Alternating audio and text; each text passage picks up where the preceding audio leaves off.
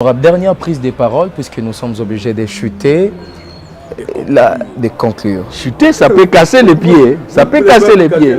Ah, moi, je n'aime pas me casser les pieds. Nous sommes en train de conclure l'émission. Est-ce que vous êtes un homme de moralité? Aujourd'hui, une question de moralité, cette façon de conserver, d'exercer d'abord le pouvoir et de le conserver le plus longtemps possible.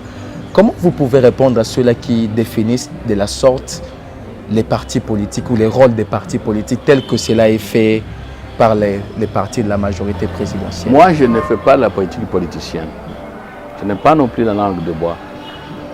Tout parti politique est créé pour conquérir et conserver le pouvoir en vue de la mise en application de son projet de société et de son programme de gouvernement.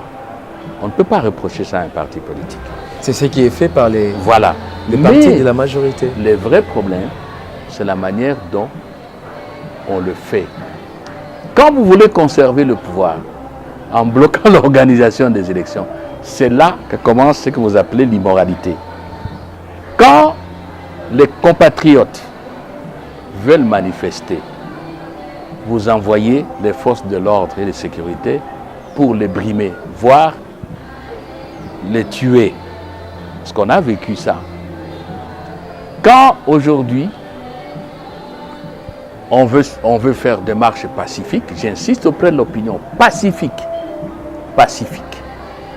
N'injuriez pas les autorités, n'injuriez pas les forces de l'ordre et de sécurité. Celles-là aussi doivent nous protéger, nous tous, même les autorités. Exprimez-vous comme un peuple qui est devenu mûr. Et le G7 sera là avec tous ses membres. Hein? Vous comprenez? Quand on commence à poser des actes que j'énumère ici, là, on heurte la Constitution, l'article 64, et on heurte la moralité, j'ose dire, démocratique. Et là, vous avez raison. Et c'est là que l'Afrique centrale est en retard. Je vous ai parlé de l'alternance qui fait partie aujourd'hui du droit communautaire en Afrique de l'Ouest. Même le Togo qui tarde, il y a le Togo, un autre pays dont les noms m'échappent, qui tarde aujourd'hui, ça finira par céder. Voilà une partie du continent qui évolue, qui avance.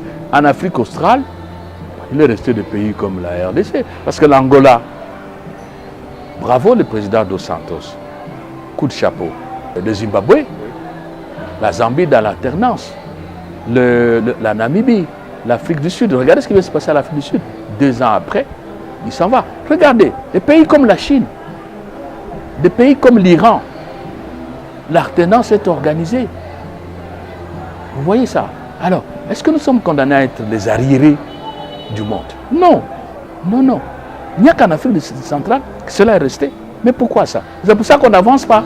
Espérons que cela sera fait le 23 décembre 2018. Je l'espère bien.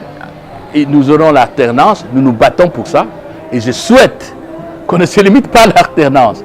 Que l'alternance soit porteuse d'alternatives. D'accord. Mesdames et messieurs, c'était l'honorable Lutundula, cofondateur du G7, qui avait accepté de nous recevoir au siège du G7. Honorable, nous vous remercions d'être venu ici. Merci. Ça nous fait beaucoup d'honneur. Merci. L'émission est terminée, mais la brèche sur le processus électoral reste ouverte sur les antennes de Siloé Télévision.